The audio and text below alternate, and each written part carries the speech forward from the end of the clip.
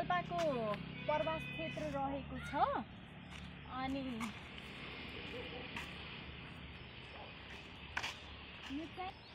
यो चाहिँ सुन्दर बस्ती प्रवेश गर्ने द्वार रहेको छ।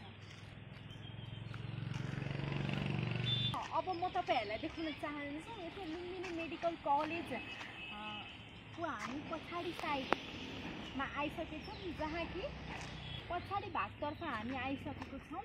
यहाँ हामी देख्न सक्नुहुनेछ यहाँ चाहिँ कमलको फूलहरू फुल्ने गरिन्छ। कमलको फूल चाहिँ फुलिएको छैन, तर पनि हरियाली भएर पानी जमेको छ, जहाँ कि मान्छेहरू रेस्ट गर्ने गर्छन् भ्यू हेर्दै। अनि कतिपय मान्छेहरू माछा मार्छन् र यो देख्न सक्नुहुनेछ मान्छेहरू रेस्ट पनि गर्दछन्, साथै इभिनिङ वाकको लागि पनि जान्छ।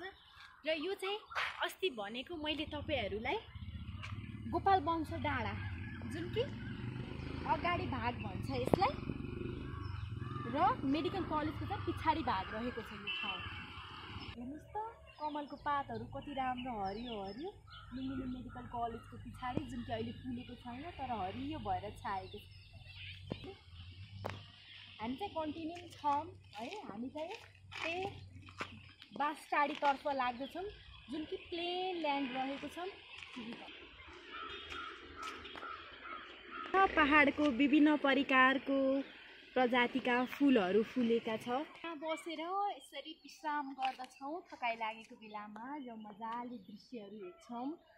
मान्छेहरू विभिन्न ठाउँबाट माछा मार्न आउने गर्दछन्, त्यही हेरेर पनि हामी टाइम स्पेन्ड गर्दछौँ।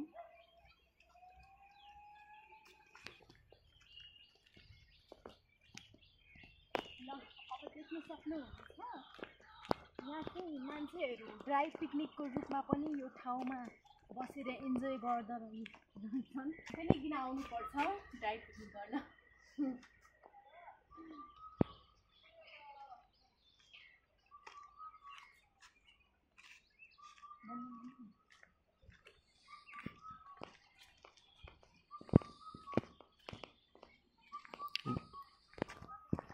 अब देख्न सक्नुहुनेछ यो चाहिँ बच्चा बुच्ची खेल्ने ठाउँ, साथै जसको वेट बढी हुन्छ उहाँहरूले बिहान बेलुका आएर व्यायाम गर्नुहुन्छ।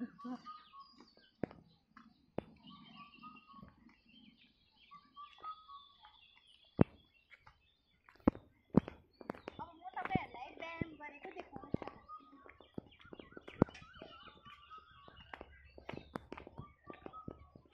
खासै मेरो त त्यस्तो वेट छैन, तर पनि म देखाइदिरहेछु।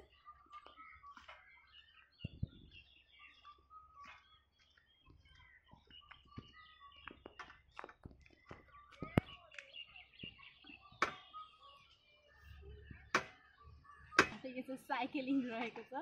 ढाड पुग्दाखेरि कम्मर ढाड खेल्दछन्। यसमा बच्चादेखि लिएर बुढो सबै एजको मान्छेहरूले इन्जोयको रूपमा यो पिङ खेल्नु हुँदछ। हामी पनि खेल्दछौँ।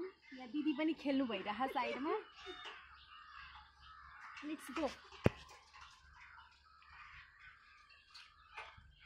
चाहिँ स्पेसली गरेर बच्चाहरूले खेल्न मन पराउँदछ। यसलाई चिप्लेटी भन्दछ। हामी पनि सानोमा खुबै खेल्थ्यौँ, तर अब खेल्न हामी सक्दैनौँ।